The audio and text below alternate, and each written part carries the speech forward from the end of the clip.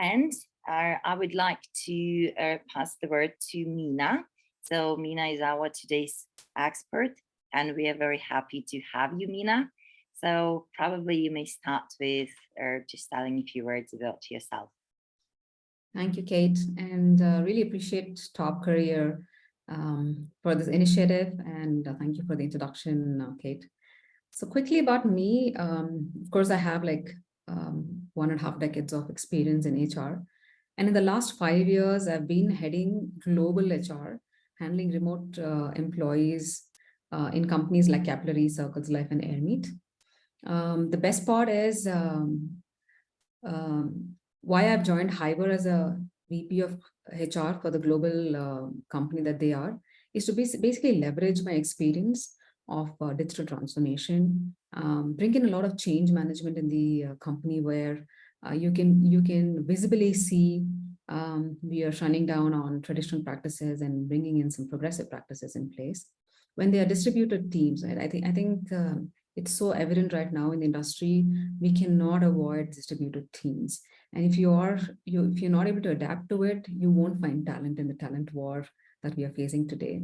So it's important that you remain location agnostic and find talent as you move, and building that globally distributed team, ensuring that we hire right, retain, and motivate people is one of the biggest forte that I bring in with my experience. Of course, others are coaching leadership and really bringing in mindfulness in the way we transform our leaders from bosses to coaches, right? From bosses to mentors, and that's the most challenging part of the fast-growing organizations. Because I mean, in fast-growing organizations, you will definitely see people being promoted in very, very less time and expected a lot out of them because everybody wants to move fast with the org wanting to achieve a lot more in a short amount of time. So I really expertise in coaching and building emerging manager readiness programs. Of course, putting in a lot of employee lifecycle strategies that can help retaining, that's attracting, motivating, and basically recognizing great talent. So that's a little about me, and have been working for the last 5 years in remote setups. I'll be really happy to share my insights, share my knowledge of what I've gathered. We will go a little deeper into multiple techniques that I've learned. And that's going to be very useful for you. And in the course, we will also talk about using all of these techniques. How do you leverage this entire remote format now into creating transformational HR frameworks and cycles tomorrow? So that's what we aim at. Thank you for this opportunity, Kate, once again. All right. So what you will be what we will be learning today, right, is 4 massive areas of learning that first of all, understand your organization and look at what kind of organization structure you want to create, right? Of course, the limelight today is how to really become remote, but you also want to understand whether it is in for you, right? Whether there's buy-in from your leadership, and how do you really create that transformation, and practical tips on how to manage these teams, and some self-care strategies, and how do you really rethink the entire human resource life cycle to fit the new normal. And so that's what we're going to be talking about today. And let's move on to understand about what are those structural changes that is really imperative right now, right? To begin with, I think it's important to understand what is online and offline, right? So as we move on, I'd like to throw some light on how do you anticipate challenges, and I'd like to also bring in certain nuances in place where you can pilot how an online model or an offline model, and then rather pick the best of what suits you and then decide to move forward, right? And in that line, I'd like to understand, what are the factors that you think you have to look out for when you work remotely, right? Kate, I feel the slides are not moving. Perhaps you may want to move them. Yes, sounds good. So moving on, I'd like to understand from you folks, anything on the chat. Of course, there is this huge need to now factor in a lot of challenges. What challenges have you faced, right? Kate, if you may want to even take up, what challenges have you faced? So when we look into the techniques, maybe we can double click on those and dive deeper into those. Yeah, well, I guess the main challenge that I faced was about how to separate actually work from home, because when you're at home you kind of work endlessly, and yeah, it might be sometimes easier. I would agree in terms of it's just comfortable, and probably this idea that you can go and lie on the sofa is great, but actually you never have time for that. And then when it's, for example, 7 p.m. and you understand that you have to stop work and go home, but you are already home, and so then you go on working. And that, of course, well, it's a good thing on the one hand, but very bad thing on the other hand, because it took me a while to get back to normal, so to say, and to find this work-life balance. It was quite difficult at the beginning. Yeah. That's good to know, Kate. Let's look into what are those blockers, what are those factors, right?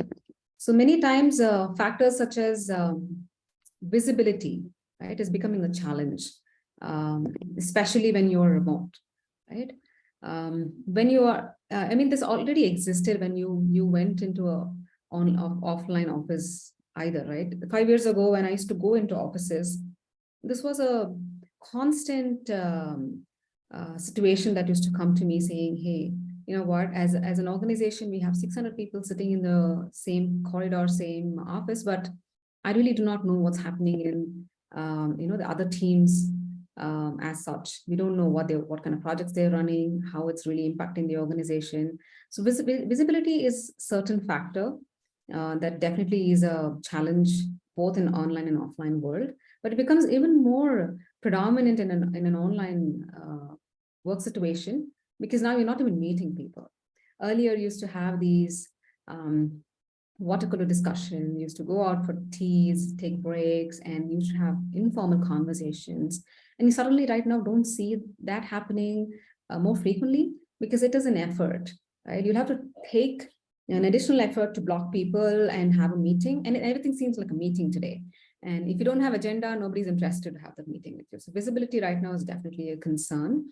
We'll have to break down and understand how do we look into this as a challenge and bring in changes that can help the organization create more visibility, create more transparency in the way you work, create more camaraderie between people, enable more connections between people. So this is one factor we will talk about today.